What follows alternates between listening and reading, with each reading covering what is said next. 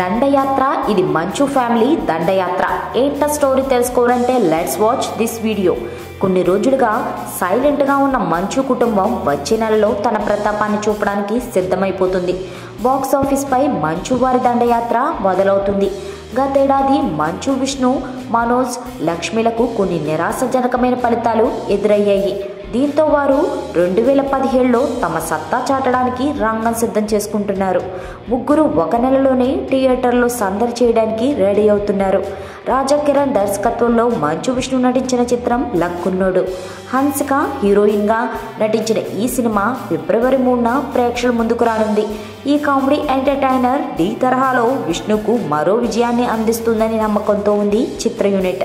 ఇక ఆ తర్వాత వారం మంచు, మనోజ్ గుంటూరుగా అభిమానులకు పలకరించనున్నాడు.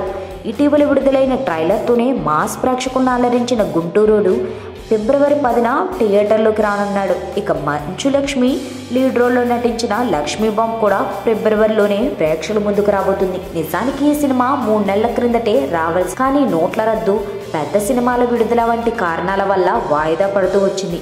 మరి ఫిబ్రవరి నెల మంచు ఫ్యామిలీకి ఎలాంటి ఫలితం అందిస్తుందో చూడాలి. రవితేజ హీరోగా నటించబోయే కొత్త సినిమా స్క్రిప్ట్ రెడీ, టైటిల్ కూడా రెడీ. మంచి ముహూర్తం చూసి దర్శక నిర్మాతలు షూటింగ్ ప్రారంభించడమే తరువాయి. రామ్ దగ్గర నుంచి ఎన్టీఆర్